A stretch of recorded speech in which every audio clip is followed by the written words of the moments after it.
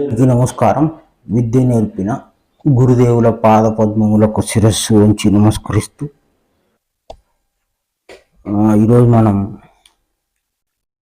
మత్తయి సువార్త 19వ అధ్యాయము 23-24 వచనాలు పరిశీలన చేద్దాము.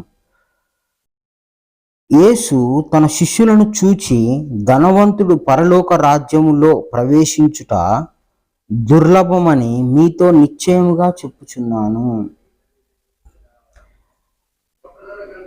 మళ్ళొకసారి చదువుదాము. యేసు తన శిష్యులను చూచి, ధనవంతుడు పరలోక రాజ్యంలో ప్రవేశించుట దుర్లభము అని మీతో నిశ్చయముగా చెప్పుచున్నాను. ఇందులో ఏ మార్పు లేదు. నిశ్చయము అంటే ఖచ్చితత్వము. క్రీస్తు గురువు ఎక్కడ ఏ మాట మాట్లాడినా నిశ్చయము అన్నాడంటే దాంట్లో మార్పు చేయడానికి, చేర్చుకోవడానికి లొసుగులు, అడ్డదారులు ఏమి ఉండవు. ఖచ్చితత్వము అని అర్థం. ఇదిగాక 24వ వచనం, ఇదిగాక ధనవంతుడు పరలోక రాజ్యంలో ప్రవేశించుట కంటే సూది బెజ్జంలో ఒంటె దూరుట సులభమని మీతో చెప్పుచున్నాను. ధనవంతుడు పరలోక రాజ్యం చేరడు. ఒంటె అయినా సూది బెజ్జంలో దూరుద్దేమో కానీ ధనవంతుడు పరలోక రాజ్యం చేరడు అని చెప్తున్నాడు క్రీస్తు. అందరూ క్రీస్తు నామంలో క్రీస్తుని శరణు వేడుకుంటూ, దేవుడు నాకు ఉద్యోగం ఇచ్చాడు, దేవుడు నాకు ఇల్లు కట్టించాడు, దేవుణ్ణి నమ్ముకుంటే నేను ₹1,00,00,000 సంపాదించాను అని అన్ని ధన సంబంధమైన విషయాలే చెప్పుతున్న క్రైస్తవులని పేరు పెట్టుకున్న వాళ్ళు ఎవరైతే ఉన్నారో, క్రీస్తు మాటకి, వాళ్ళ ప్రవర్తనకి, వాళ్ళు చెప్పే సాక్ష్యానికి ఏమాత్రం పొంతన కుదరటం లేదు. ధన విషయాలనే మాట్లాడుకుంటూ ఇహలోక ధనమే, నేను ఆ పని చేస్తే, దేవుడు పని చేస్తే నాకు ఈ డబ్బులు వచ్చినాయి, నేను ఇది చేశాను, నేను కారు కొన్నాను క్రీస్తు నామంలో, నేను క్రీస్తుని నమ్ముకున్న తర్వాత అన్ని డబ్బు విషయాలే. ఇంట్లో సామాన్లు, చర్చిలకు ఇచ్చే ఫ్రిడ్జ్లు, ఏసీలు, ఫ్యాన్లు అన్ని ధన విషయాలే మాట్లాడుకుంటున్నారు. కానీ పరలోక రాజ్యం సంబంధమైన బోధ మనం ఎక్కడా కూడా చూసి ఉండవు. సాక్ష్యాలన్నిటినే ఉంటాయి. సరే, ధనము గురించి క్రీస్తు ఇంత స్పష్టంగా రాసి, ధన సంబంధమైన విషయాలు వాడి హృదయంలో ఉంటే వాడు ధనవంతుడు. ధనవంతుడు అంటే వాడు ధన సంబంధమైన విషయాలు వాడి మనస్సులో ఎప్పుడు ఉంటాయో వాడు ధనవంతుడి కింద లెక్క. వాడి ధనం ఎంత ఉందనేది కాదు. పేదవాడైనా వాడి హృదయంలో, వాడి మనసులో ధన విషయాలు, ధనం సంపాదించాలి, ధనం కొరకు ప్రయాసపడే హృదయం ఏదైతే ఉందో వాడు ధనవంతుడే. అంటే ఒకడు ₹1,00,00,000 ఆలోచన మనసులో చేసిన, ఒకడు ₹10 ఆలోచన మనసులో చేసిన, అది ధన సంబంధం అయింది. ఇట్లా ఈ ధన సంబంధమైన మనస్సు, హృదయం ఉన్నోడు పరలోక రాజ్యం చేరుట దుస్సాధ్యము, దుర్లభము అని చెప్తున్నాడు క్రీస్తు. అంతేకాకుండా పెద్దల సామెత కూడా ఒకటి ఉంది. ఏంటిది? ధనమెక్కిన మదమెక్కును అని. ధనమెక్కిన మదమెక్కును. మదము అంటే గర్వము అని.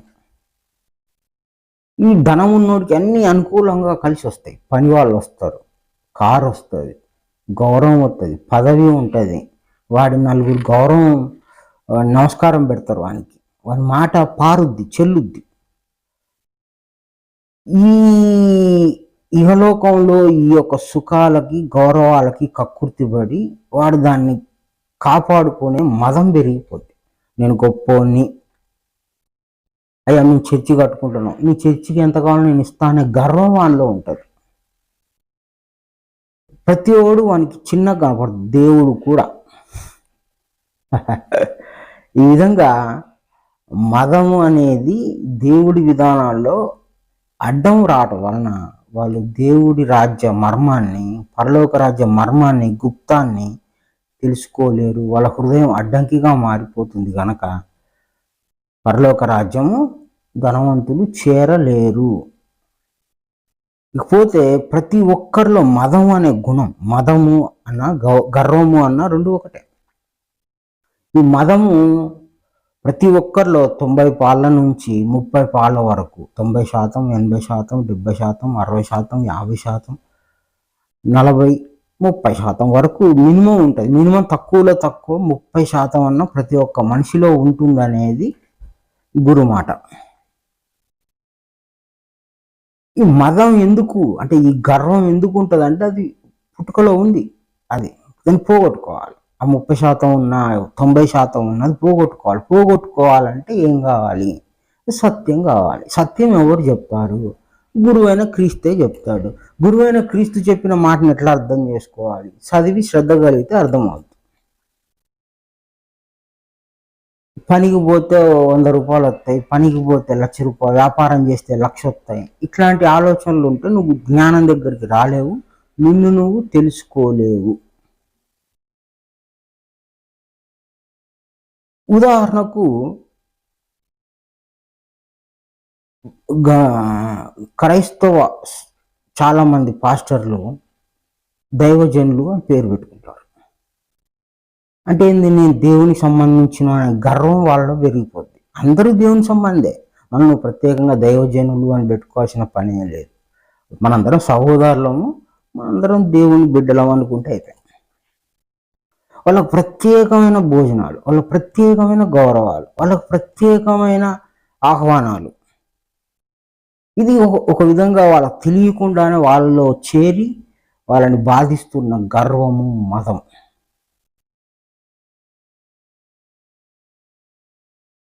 అంతేకాకుండా వీళ్ళ పేర్లేమో చిన్నగా ఉంటాయి, కానీ వాళ్ళ పేర్ల కింద డిగ్రీలు ఉంటాయి, పొడుగ్గా డిగ్రీలు ఉంటాయి. డిఎఫ్టి, ఎంఎఫ్టి, ఏదేందో వాళ్ళు చేసిన కోర్సులు అన్నీ ఉంటాయి. అది గర్వం, మదం.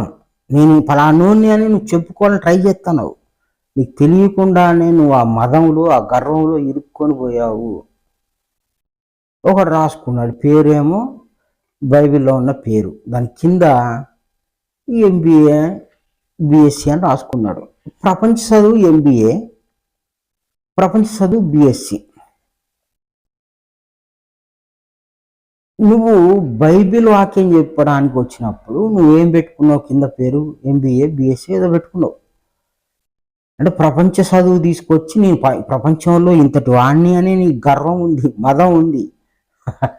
నీ మదం నువ్వే గుర్తించలేక, నీ గర్వాన్ని నువ్వే గుర్తించలేక దానిలో ఇరుక్కుపోయి పెద్ద పెద్ద పాస్టర్లు అనుకున్న వాళ్ళే ఈ మదము అనే దాంట్లో ఇరుక్కుపోయారు.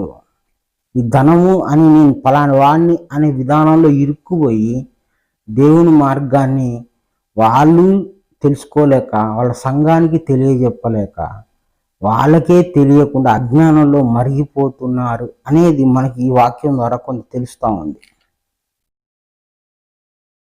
వాక్యాన్ని పరిశీలన చేసి అర్థం చేసుకుంటూ వెళ్తూ ఉంటే, ఓహో ఇది ప్రపంచ సంబంధమైన గర్వము నేను దైవ విధానంలో చెప్తున్నానా, వస్తున్నానా అనే ఒక రియలైజేషన్ రావాలి.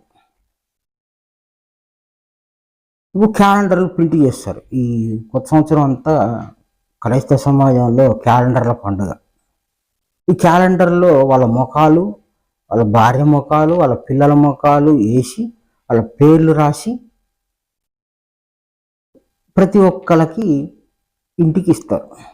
అంటే మీ ముఖాలు మేము ఎందుకు చూడాలి, మా ముఖం వాళ్ళ ఇంట్లో ఎందుకు ఉండాలి అనే ప్రశ్న వీళ్ళకి రావట్లేదు, తీసుకునే వాళ్ళకి రావట్లేదు. బైబిల్లో తెల్ల పేపర్ మీద నల్ల అక్షరాలు మాత్రమే ఉన్నాయి, బొమ్మలు లేవు. అంటే మర్మము, జ్ఞానము అక్షర రూపంలో ఉంది. అది బుద్ధికి మాత్రమే కావాలి. కాబట్టి దేవుడు మనకి ఏ బొమ్మలు ఏమి లేకుండా కేవలము బైబిల్లో అక్షర రూపంలో మన జ్ఞానాన్ని అందించాడు. మరి అది చదువుకున్న పాస్టర్లు, చెప్పాలనుకున్న బోధకులు ఎవరైతే ఉన్నారో వాళ్ళ ఫోటోలు, వాళ్ళ పేర్లు, వాళ్ళ పిల్లల పేర్లు అన్నీ పెట్టి ప్రతి సంఘంలో వాళ్ళకి పంచుతూ ఉంటారు. పొద్దున్న లేస్తే వాళ్ళ ముఖాలు చూడాలి. వాక్యం వాక్యం చూడడం అవసరంలే, మా మొగాలు చూడండి అని. అంటే మేము ఆ ఇంటితో సంబంధపడి ఉండాలి, వాళ్ళ ఇంటికి గొప్పగా కనపడాలి అని వాళ్ళు మేకప్లు వేసి, పౌడర్లు వేసి, రంగురంగుల బట్టలు వేసి వాళ్ళ ఇంట్లో పెట్టుకునేటట్టు ఏర్పాటు చేసి ఇస్తారు. విగ్రహారాధన తప్పు అన్నప్పుడు వీళ్ళ ముఖాలు పోయి ఇంట్లో ఎందుకు ఉండాలి? అది సంఘంలో అడిగే వాళ్ళు లేరు, పాస్టర్లలో ఆ జ్ఞానం కూడా లేకుండా పోయింది. ఒక గొర్రె ఎటుపోతే 10 గొర్రెలు అటే, 100 గొర్రెలు అటే.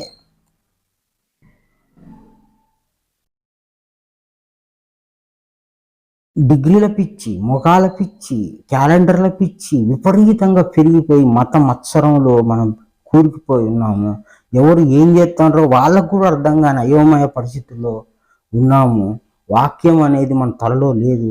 మనుషులే మన తలలో ఉంటారు, వాళ్ళ రూపాలే మన తలలో ఉంటాయి, వాళ్ళ ముఖాలు తలలో ఉంటాయి, వాళ్ళ ఫ్యామిలీ ఏం చేస్తారో మన ఆలోచనలో ఉంటుంది. అయ్యా ఒక ఒక పాస్టర్ వచ్చి క్యాలెండర్ ఇస్తే, అయ్యా నీ ముఖం ఉంది ఇందులో, నేను ఇంట్లో పెట్టుకుంటా, నేను మీ సంఘస్తున్నే, నా ముఖం కూడా మంచి ఫోటో ఉంది, మీ ఇంట్లో పెట్టుకోండి అంటే పెట్టుకుంటాడా?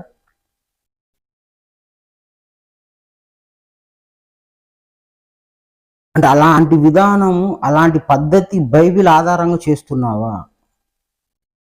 పోస్టర్లు, హోర్డింగులు, పెద్ద పెద్ద పేర్లు, కృపావరములు కలిగిన, దైవశక్తి కలిగిన, ఇలాంటివన్నీ ఎన్నో వచ్చేసినాయి. ఇదంతా మాయా మత్సరం. నేను పలాని వాణ్ణి అని చూపించుకోవాలనే ప్రయత్నంలో, మదంలో, గర్వంలో ఇవన్నీ. ఒక పాస్టర్కి, ఒక దైవజనుడికి, దైవజనుడు అందరు దైవజనులే, దైవ సంబంధమైన సేవ చేసుకునే వాడికి ఒక వాక్యాన్ని బుద్ధికి ఎట్లా చేర్చాలి? ఇంకొక వ్యక్తి బుద్ధికి నేను ఎట్లా చేర్చాలి? ఈ వాక్యం వాడి బుద్ధికి ఎట్లా చేర్చాలి? ఏ ఉదాహరణలు చెప్పాలి? వాడి శ్రద్ధ అంతా జ్ఞానాన్ని అజ్ఞానులకు చేర్చే విధంగా ఉంటుంది. వాడి మొహం అనే పిచ్చి కానీ, వాడికి డిగ్రీలు అనే పిచ్చి కానీ, ప్రపంచంలో ఇంకొక విధానంలో ఉండేది వాడు నిజమైన బోధకుడు కాదు. అసలు బోధకుడు దేవుడే, ఇంకొకడు కాదు. బోధకుడు దేవుడే కానీ ఇంకొకటి కాదు. మనందరం సహోదరులు ఎట్లా ఉండాలి? దేవుని దగ్గర, వాక్యం దగ్గర వినయంగా ఉండాలి. ఈ మదము అనేటువంటి గుణానికి వ్యతిరేకమైంది వినయము. బైబిల్ దగ్గరకు వస్తే వినయం చూపించాలి, బైబిల్ దగ్గరికి వస్తే మర్యాదగా ఉండాలి. యేసుక్రీస్తు నామంలో అనగా ఆత్మ నామంలో మనం ఒకరిగా ఉన్నప్పుడు అక్కడ తగ్గించుకొని ఉండాలి. ఇహలోక విషయాలన్నీ కూడా వదిలేసి ఉండాలి. నీ అలంకారాలు, హంగులు, ఆర్భాటాలు, డిగ్రీలు, నీ మొఖాలు, నీకున్న డబ్బు పిచ్చి అంతా కూడా ఆత్మనామంలో మనం గుమికూడినప్పుడు అవన్నీ వదిలిపెడితేనే వాక్యం మనకు అర్థమవుద్ది, లేదంటే అర్థం కాదు. మిగతా అన్ని మదము, గర్వంతో కూడుకొని ఉన్నవి. ఎంతో కొంత వాళ్ళు ఎంతో కొంత ఇరుక్కుంటారు. 30 పాలల్లో అయినా ఇరుక్కుంటాడు. ఎంత పెద్దవాడైనా 30% కూడా ఇరుక్కుంటాడు. ఆ 30% కూడా లేకుండా పోవాలి అంటే సంపూర్ణ జ్ఞానం కలిగి ఉంటేనే మనం పరలోక రాజ్య జ్ఞానాన్ని తెలుసుకోగలుగుతాము. ఆ దారి అనేది మనకు ఏర్పడుద్ది. గురువైన క్రీస్తు ఒక సూది బెజ్జము అన్నాడు. సూదిని పరలోక రాజ్యంగా పోల్చి ఒంటెను మదము, గర్వంతో పోల్చాడు. ఈ సూది బెజ్జంలో దూరాలి అని అంటే ఆ సూది బెజ్జం ఎంత ఉందో అంతకంటే తక్కువ సైజు ఉంటే అందులోంచి పోవచ్చు. మోక్ష మార్గం అది అనుకుంటే ఈ సూదిని ఉదాహరణగా చెప్పాడు. అంటే ఆ సూది బెజ్జం కంటే కూడా తక్కువగా ఉన్నాము. ఎంత ఉన్నాము అంటే ఆ సూది మొన ఎంత ఉంటుందో అంతే ఉన్నాడు కుమారుడు అనే ఆత్మ. కుమారుడు అంటే మనకు పేరుంది, దేవుడు పెట్టిన పేరు. బయట పనికిమాలిన పేర్లన్నీ పనికిమాలినయే, డిగ్రీలన్నీ పనికిమాలినయే, ప్రపంచ చదువు, ప్రపంచ విద్య, ప్రపంచ పేర్లు అవన్నీ వదిలేసి ఆత్మనామంలో మనం ఇక్కడ గుమికూడు ఉన్నాం. కాబట్టి ఆత్మ జ్ఞానం ప్రకారం మనం కుమారుడు అని దేవుడు చెప్పినట్టుగా కుమారుడు అనేది ఒక ఆత్మ, తండ్రి అనేది ఒక ఆత్మ. ఈ కుమారుడని ఆత్మ ఎంత ఉన్నాడు? వాస్తవంగా సత్యంగా చూస్తే అంటే సూది మొన ఎంత ఉందో అంతే ఉన్నాడు. వీడు ఈజీగా పోవచ్చు సూది బెజ్జంలో నుంచి. అంటే సత్యం తెలిస్తే, వీడు ఎంత ఉన్నాడో తెలిస్తే, ఓహో నేను ఇంత ఉన్నాను, నాకు ఇంత గర్వం అక్కర్లేదు, నా పరిస్థితి ఇది అని ఎవడైతే జీవాత్మ లేదా కుమారుడు స్థితి నిజంగా ఎరుగుతాడో, తెలుసుకుంటాడో, వాడికి గర్వం పోతుంది, వాడికి మదం పోతుంది, వాడికి వినయం వస్తుంది. వినయం వస్తే వాడు చాలా తేలిగ్గా పరలోక రాజ్యం పోవడానికి అవకాశం ఏర్పడుతుంది. వాడు ఆ జ్ఞానాన్ని, అంత గొప్ప జ్ఞానాన్ని సంపాదించుకోవాలి. సూది అనేది ఉదాహరణ చెప్పాడు, ఇందులో ఏమి జ్ఞానం లేదు అంటే ఉంది. ఆ సూది మొన ఎంత ఉందో, ఆ సూది మొన ఎంత ఉందో అంతే మనం ఉన్నాం. అంటే ఇది ఎవరు ఒప్పుకుంటారు, ఎవరు ఒప్పుకోరు, శరీరం అంతా నేనే ఉన్నా అని అంటే అది అజ్ఞాని మాటలే కానీ ఇంకొకటి కాదు. ఆత్మ సంబంధమైన వాడు ఆత్మయే జీవింపజేయుచున్నది, శరీరం కేవలం నిష్ప్రయోజనం అని బుద్ధిలో జ్ఞానం ఉంటే వాడు ఈ డిగ్రీలు పెట్టుకోడు, శరీరానికి డిగ్రీలు పెట్టుకోడు, ముఖానికి రంగులు వేసుకోవటాలు, ముఖాన్ని పెద్ద పెద్దగా అందరికీ చూపించుకోవడాలు ఇవన్నీ ఉండవు. వాడికి బుద్ధికి సంబంధించి బైబిల్ ద్వారా జ్ఞానాన్ని సంపాదించుకుంటాడు కానీ మరొకటి కాదు. ఈ విధంగా మత్సరంలో, మదంలో ఇరుక్కోకుండా ఎవరు ఉంటారు అందరు. కానీ జ్ఞానం కలుగు కొలది, మనం దేవుడి విధానంలో సత్యం కలుగు కొలది దేవునికి దగ్గర అవుతాము.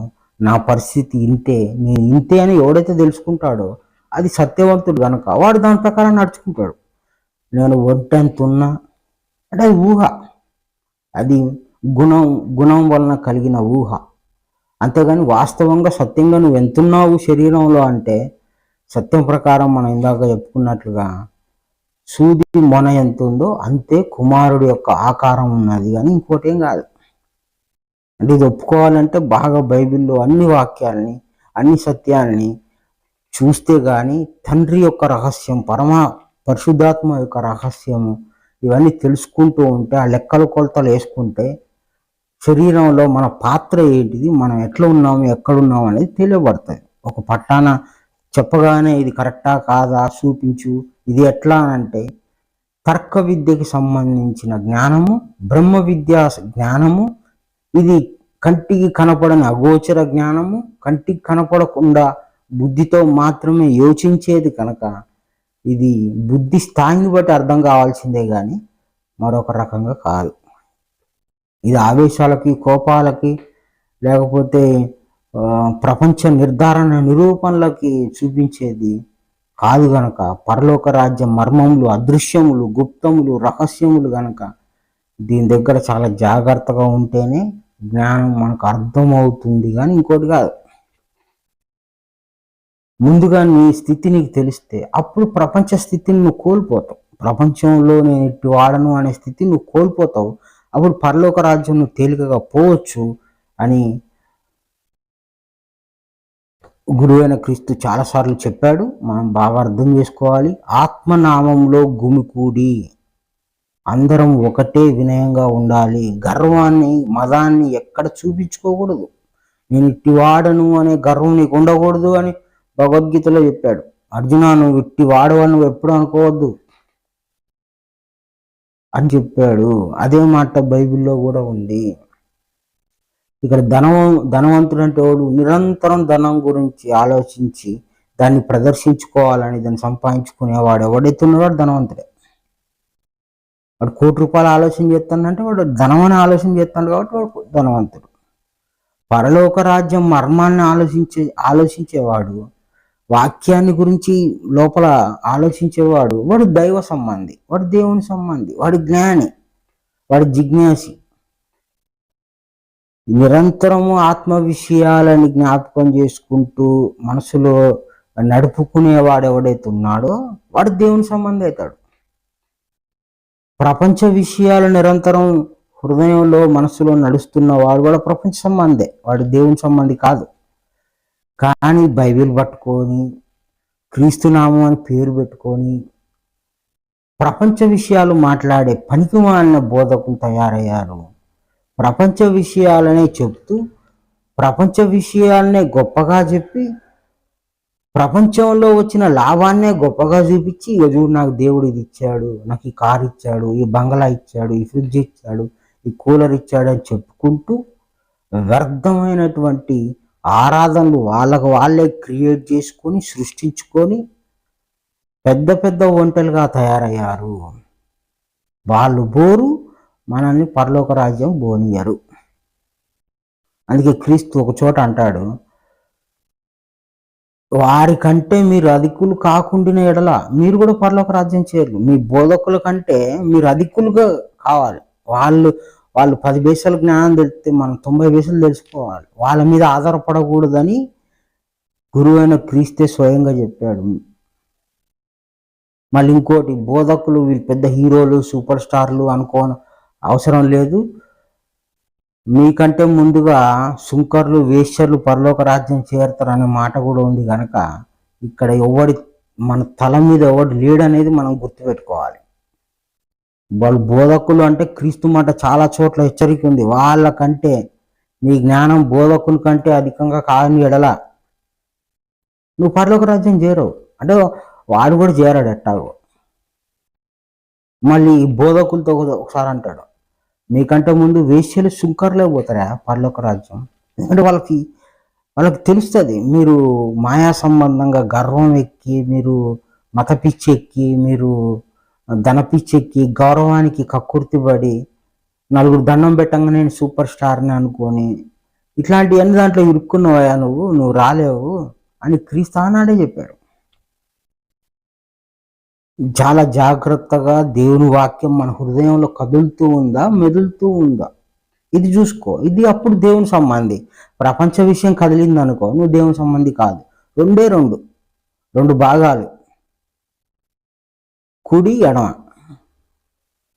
ఎడమ వైపు ఉన్న వాళ్ళంతా ప్రపంచ సంబంధమైన మాటలే మాట్లాడుతూ ఉంటారు. ఎంతసేపు ప్రపంచ విషయాలు మాట్లాడతారు. కుడివైపు ఉన్న వాళ్ళు దేవుని సంబంధి, దేవుని విషయాలు మాట్లాడతారు. దేవుని విషయాలు మాట్లాడుకునేవాడు దేవుని సంబంధి, ప్రపంచ విషయాలు మాట్లాడుకునేవాడు ప్రపంచ సంబంధి. ప్రపంచ విషయాలు మాట్లాడేవాడు ప్రపంచంలోనే ఉంటాడు కానీ దేవుని రాజ్యం చేరలేడు. వాడు దుర్లభం. నిశ్చయంగా చెప్తాడు దేవుడు. వాడి హృదయంలో నేను లేనాయా, నా దగ్గరికి ఎట్లా వస్తాడు వాడు? అందుకే ఒంటెలు బాగా ఉన్నాయి, ఎక్కువగా ఉన్నాయి క్రైస్తవ సమాజంలో. ఎందుకంటే మన సమాజాన్ని మనమే చూసుకోవాలి, మన ముఖాన్ని మనమే చూసుకోవాలి. నల్లగుందా, తెల్లగుందా, మురికంటిందా, ఏదో మనల్ని మనమే పరీక్షించుకోవాలి కానీ ఇంకొకరిని కాదు. మళ్ళీ మనం పోయి హిందువుల్ని, మనం పోయి ముస్లింల్ని, వీళ్ళందరినీ ఎక్కిరించడం, వాళ్ళందరి లోపాలను చూపించడం, మేమేదో హీరోలం అనుకోవటం, ఇట్లా కాదు. వాక్యం ప్రకారం నేనేంది, నాకు ఎంతో మురికి ఉంది, నేను కరెక్ట్గా బుద్ధికి నా వాక్యం చేరిందా, నా హృదయంలో ఆత్మ విషయాలు కదులుతూ ఉన్నాయా, మెదులుతూ ఉన్నాయా? ఒక బోధకుడు నా హృదయంలో ఏం నాటుతున్నాడు? వాడు ప్రపంచ విషయాలు నాటుతున్నాడా, ఆత్మ సంబంధమైన విషయాలు నాటుతున్నాడా? ఇట్లా బోధకుడిని పరీక్షించాలి, మనల్ని మనం పరీక్షించుకోవాలి, వాక్యాన్ని తీసుకోవాలి. ప్రతిరోజు నిరంతరం మనం వాక్య విధానంలో నలుగుతూ ఉంటే అది నిజమైన దేవుని మార్గం అవ్వడానికి 100% అవకాశం ఉంది. నీ హృదయాన్ని బట్టే. ఇంకా ఉన్నాయి, మనకు చాలా వాక్యాలు ఉన్నాయి. మనం రిపేర్ చేసుకోవాలి. మనం ఒంటెలుగా ఉండొద్దు. మనం ఆత్మ విధానంలో వినయంగా ఉండాలి, మదం ఉండకూడదు. కనుక మన హృదయంలో ఏ విషయాలు బోధకుడు నాటుతున్నాడో వాడు ప్రపంచ బోధకుడా, వాడు ఆత్మ సంబంధమైన బోధకుడు మనం గుర్తు ఎరగాలి. గుర్తు లేకపోతే, తెలుసుకోలేకపోతే మోసపోతాము. కనుక మనం అందరినీ అన్ని కోణాల్లో వాక్యం ప్రకారం పరిశీలన చేద్దాము. వాక్యం దగ్గర వినయ విధేయతలు కలిగి ఉందాము. కొందరు బైబిల్ ఈ కులస్తులదే అని మాట్లాడుతూ ఉన్నారు. బైబిల్ దగ్గరికి వచ్చినాక కులం ఏంది, మతం ఏంది, అంటే ధనం ఏంది, మనిషి ఏంది అంటే మత్సరం. ఈ ప్రపంచం అంతా మత్సరాలతో, మదాలతో, ఆశలతో, అనేకమైన విధానాలతో, ఒంటెలు, గాడిదలు, కుక్కలు, మొత్తం అన్ని రకాల జీవరాశులతో మనిషి రూపంలోనే ఉండి కదులుతూ మెదులుతూ ఉన్నట్టుంది. క్రీస్తు ఒక ఒంటెతో పోల్చాడు కానీ చాలా రకాలు ఉన్నాడు. వీళ్ళు నక్కలు, కుక్కలు అన్ని రకాలుగా కనిపిస్తూ ఉంటుంది మనకి. సరే, ఎవరిని నిందించడం మన ఉద్దేశం కాదు. మనం పరలోక రాజ్యం పోవాలనేది బైబిల్ దగ్గరకు వచ్చాం, ఇంకోటి కాదు. డబ్బు సంపాదించే గ్రంథము బైబిల్ కాదు. డబ్బు సంపాదించి పెట్టే గ్రంథము బైబిల్ గ్రంథం కాదు. నీకు గౌరవాన్ని ఇచ్చేది బైబిల్ గ్రంథం కాదు. నిన్ను ఈ లోకంలో అధికుడిగా చేసేది కాదు. నిన్ను పరలోక రాజ్యానికి చేర్చే పరిశుద్ధ దైవ గ్రంథం ఏదైతే ఉందో అదే బైబిలు. పరలోక రాజ్య మర్మ విషయాలను నీకు తెలియజేయడానికి వచ్చిన పవిత్ర గ్రంథం ఏదైతే ఉందో దాని దగ్గరికి అంతే పవిత్రంగా, అదే ఉద్దేశంతో, అదే చిత్తంతో నువ్వు వెళ్ళాలి. నీ చిత్తము పరలోక రాజ్యం చేరుట, దేవుని చిత్తము కూడా పరలోక రాజ్యం నిన్ను తీసుకొని వెళ్ళటానికి ఆయన ఈ పరిశుద్ధ దైవ గ్రంథం సువార్తలు ఇచ్చి మనల్ని, ఆయన ఉద్దేశం, ఆయన చిత్తం మన హృదయంలో నెరవేరకపోతే ఆయన గ్రంథం ఇచ్చి మనం గ్రంథం దగ్గరికి వచ్చినా అది వృధా ప్రయాసే అవుతుంది. అలాంటి వృధా ప్రయాసలో మనం ఎన్నడూ పోకుండా మనం జాగ్రత్తగా మనల్ని మనమే పరీక్షించుకుందాము. మనం ఒంటలం కావద్దు. మనం ఎంత ఉన్నాము, కుమారుడు అనేవాడు ఎంత ఉన్నాడు శరీరంలో, ఆత్మ అనేవాడు ఎంత ఉన్నాడు, పరిశుద్ధాత్మ అనేవాడు ఎంత ఉన్నాడు. మనకు మత్తయి సువార్త చివరిలో చెప్తాడు, పరిశుద్ధాత్మ, తండ్రి, కుమారుడు యొక్క నామములు చాలా ముఖ్యం. మొదటి ఆజ్ఞలో పూర్ణాత్మ అన్నాడు. ఆ పూర్ణాత్మ 3 భాగాలుగా ఉంది. 1 కుమారుడు, 2 తండ్రి, 3 పరిశుద్ధాత్మ. పూర్ణాత్మ అనే దాంట్లో 3 రకాల ఆత్మ విభాగాలు ఉన్నాయి. మనం ముందు మనం తెలుసుకుందాము. కానీ ఈ మదము అనే దాంట్లో కూరుకోవద్దు. ఈ ధనము అనేటువంటి ఆలోచనలతో మనస్సును నిరంతరం నింపుకోవద్దు. ఆత్మ సంబంధమైన జ్ఞానంతో హృదయాన్ని నింపుకొని దాని ప్రకారమే నడుచుకుందాము. మన తలకాయి వాక్యమై ఉండాలి. మన తలకాయ ఏమై ఉండాలి? వాక్యమై ఉండాలి. అప్పుడు వాక్యమే దేవుడే ఉన్నాడు. వాక్యము దేవుడే ఉన్నాడు. ఫోటోలు కాదు, పేర్లు కాదు, డిగ్రీలు కాదు, ఇంకోటి కాదు. వాక్యం దేవుడే ఉన్నప్పుడు వాక్యం ఎవడు చెప్తే వాడు దేవుని సంబంధి. ఎవరినైనా పరిశీలన చేయాల్సిందే, అంతే, ఇంకోటి ఏం కాదు. నువ్వు ఆత్మనామంలో వచ్చావు అంటే నీకు ఆత్మ సంబంధమైన విషయాలే అందాలి. ప్రపంచ సంబంధమైన విషయాలు బయట చెప్తారు బాగా. కనుక మనం ఎవరినైనా బుద్ధితో యోచన చేసి, వీడు నాకు ఏం అందిస్తున్నాడు, వీడు నా తలలోకి ఏం పెడుతున్నాడు, వీడు దేవుని సంబంధ, సాతాను సంబంధ, చాలా తేలిగ్గా తెలుసుకోవచ్చు. ప్రపంచ విషయాలు చెప్తే ఇది క్రీస్తు నామంలోనే చెప్తాడు, మళ్ళీ ఇంకొక నామంలో చెప్తే బాగుండదని క్రీస్తు నామంలోనే ప్రపంచ విషయాలు చెప్తే వాడిని సాతాను సంబంధి అనుకోవడము, వాడు అబద్ధ బోధకుడు అని గుర్తించవచ్చు చాలా తేలిగ్గా. ఆత్మ సంబంధమైన విషయాలు, పరలోక రాజ్యమైన సంబంధమైన విషయాలు, గుప్తము, రహస్యము, మర్మమైన విషయాలు చెప్తే అతడు మాత్రము దైవ సంబంధుడు అని మనం చెప్పుకోవచ్చు, ఆత్మ సంబంధుడు అని చెప్పుకోవచ్చు, అతను మన జ్ఞాని అని చెప్పుకోవచ్చు.